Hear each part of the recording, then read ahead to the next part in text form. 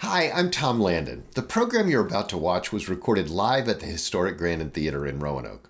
Since we started the Echo Channel, we've made every effort to record as many Hoot and Holler storytelling shows as we can. If you appreciate seeing programs like this one and the fact that we make them available online and on demand to a global audience, I hope you'll consider supporting Blue Ridge PBS by becoming a member. These programs aren't cheap to produce, and we're actively seeking underwriting to support the recording, editing, and distribution of Hoot and Holler so that we can continue to make these heartfelt and personal tales available to those who are unable to attend them live. If you'd like to learn more about sponsorship, please drop me a line by email at tlandon@blueridgepbs.org. And enjoy the show. Blue Ridge PBS and Echo present Hoot and Holler, a live storytelling event recorded at the historic Grandin Theater in Roanoke, Virginia. Do you ever wonder what the cleaners are doing when you're not in your hotel room? Let me tell you.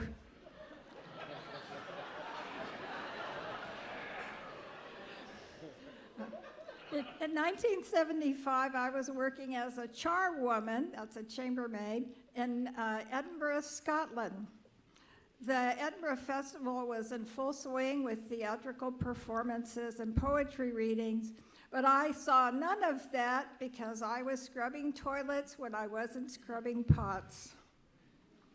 I had been audited, I spent the year auditing courses at Edinburgh University, and in the summer, they opened the dorms to make them available to conferences. They hired students for the laundry, for the cafeteria, and to clean the rooms. And I was one of those who was hired. I worked as a chambermaid during the day and a cafeteria worker at night.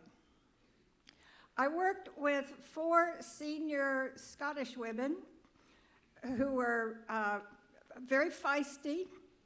We all wore the same uniforms. We had these short sleeve dresses that hit at the knee. And you could see that these women had legs like soccer players and arms like Popeye.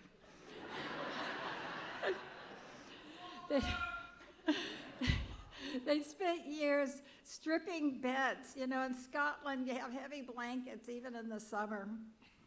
So I was the only American there, and I was the only student with them. Shirley was the head honcho because she ran the floor waxer. And someone had to train me up to their standards, so Shirley got me. Okay. Shirley taught me the charwoman's code. There was a hierarchy to excrement that we...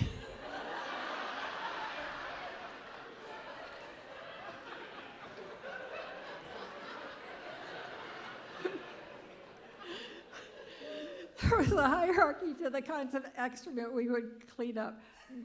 Dog poop? No. For that, we called the porter, who would have been one of the male students hired to move heavy lifting. Human poop? Yes. So there was a conference that went through the halls, and none of the people flushed the toilets. So my job was to be in there to clean toilets, and I was on my knees scrubbing and praying, God, please don't let me die in Scotland.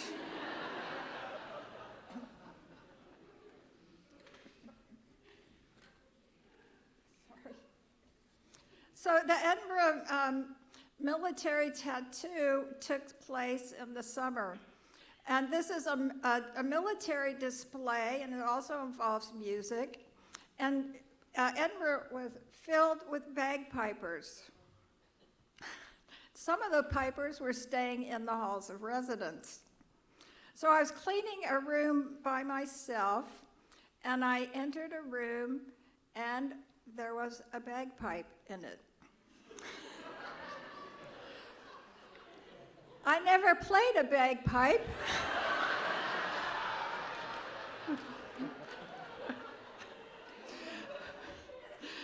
I looked around for signs of the piper. You know, was there a kilt or a sporran, which is the man purse over the man purse?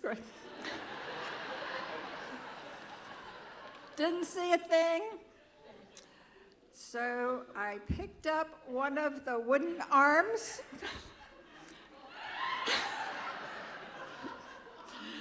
And the piece came off in my hand.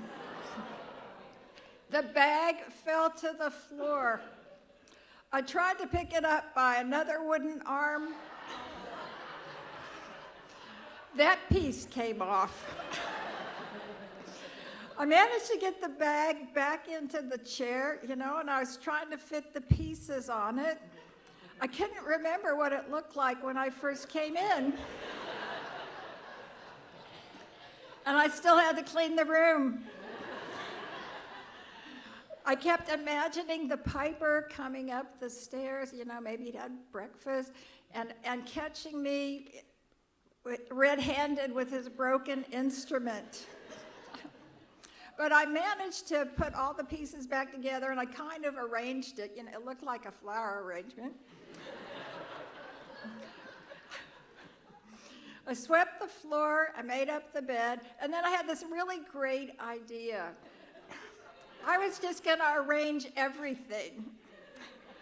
So I moved the chair, I moved the books on the table, I moved the rug, anything that could be moved, I moved. The worst that could be said is that the cleaners had been in the room. It must have been okay because my salary was never docked. Shirley saved me when she came to get me, and she said it was time to go to the broom closet where we had our mid-morning tea. Shirley called me hen, which is Scottish for hun, but Fiona called me Yank for Yankee. Fiona was the cafeteria manager. She was as intense as Shirley, but she reminded me of the cartoon of the Tasmanian Devil. She was a tornado disguised as a person. So and she took a disliking to me, and maybe I deserved it. So my job on the line that night was to cut pies. I was the pie girl. I cut pies, I put them up on the shelf. These were really like staining kind of pies, like cherry and blueberry. And we got word a conference would be coming through, they'd be late, so I wanted to make sure they'd all have their pies. So I cut up a bunch of pies, and I stacked. I had to be very careful because the shelf tilted. And so I managed to load them up like 2 and 3 deep, right? They were really a balancing act. I was kind of proud of it. It was just, like a mobile. When I was in high school, I worked at a steakhouse, and I used to pride myself on the ability to carry 4-plate dinners on 2 arms. I thought I had the balance down. So the conference came through. I was there, and the lady picked up a plate and upset the balance. The whole shelf tilted. All of the pies crashed to the floor. Some of them hitting the tray before they landed and spattering on the conference goer. Fiona was so mad she sent me home, and she wouldn't even let me clean anything up. So when I came back the next night, I had another job.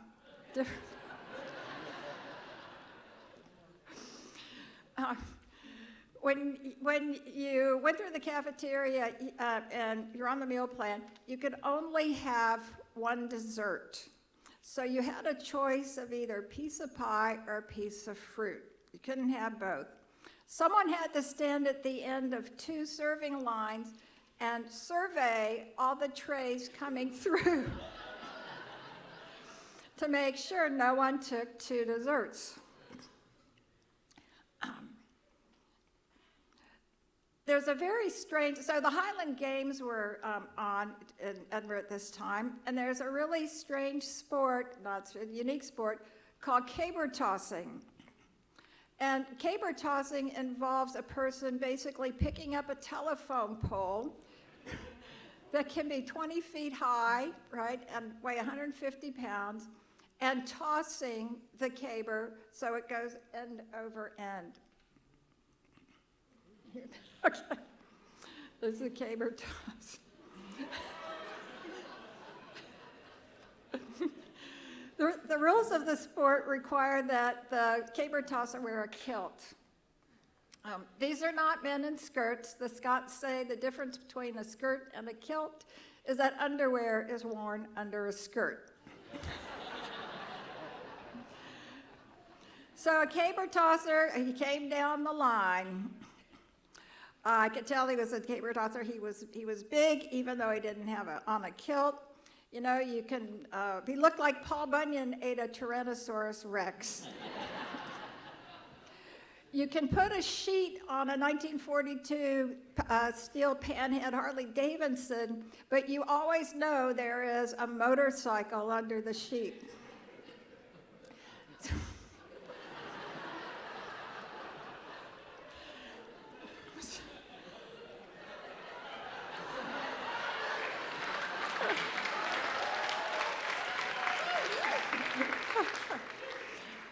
So I was this scrawny Irish American, you know. The joke in Scotland that year was the Americans, and the only thing funnier than being American was being Irish. So I got an accent really fast.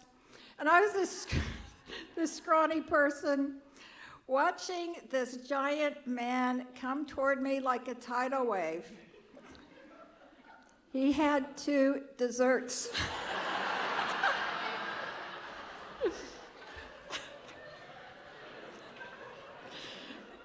As he came closer, he seemed to get bigger, and he seemed to grow wider. He could have blotted out the sun. My eyes bounced over his tray. He had an apple and a piece of pie. I let him go past. Americans don't think of fruit as a dessert.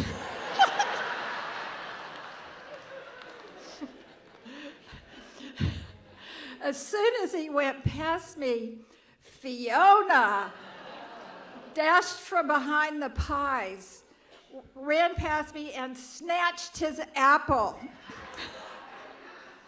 And then she took me to the dish room. You're coming with me.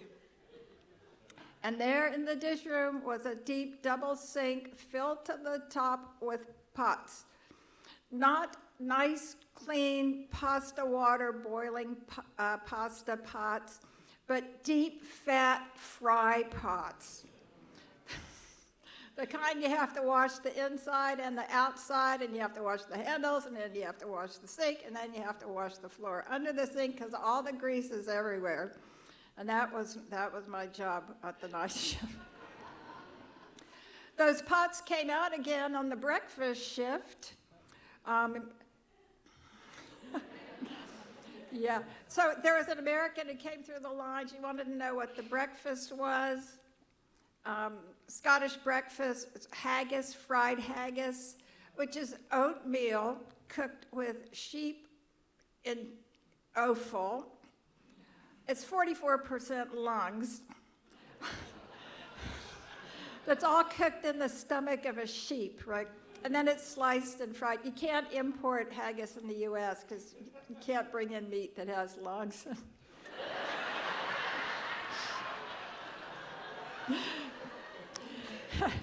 And also, the round black patties are called blood pudding. It's not a sweet, it's a kind of sausage.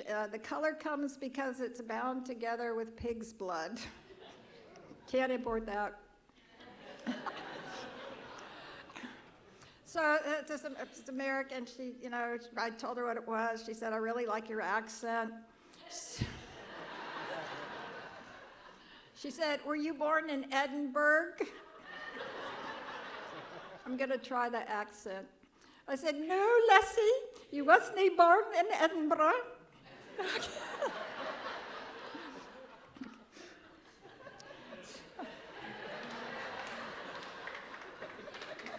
No, got one more thing. Okay. Okay. So in those years, the summer labor force was made of students coming from places across the globe. The sheets we cleaners stripped went to a laundryman who was a Hungarian who sang in the basement all day, and who was on his way to take a divinity degree from Harvard. A South African woman was deeply offended when I asked her if she spoke a Bantu language.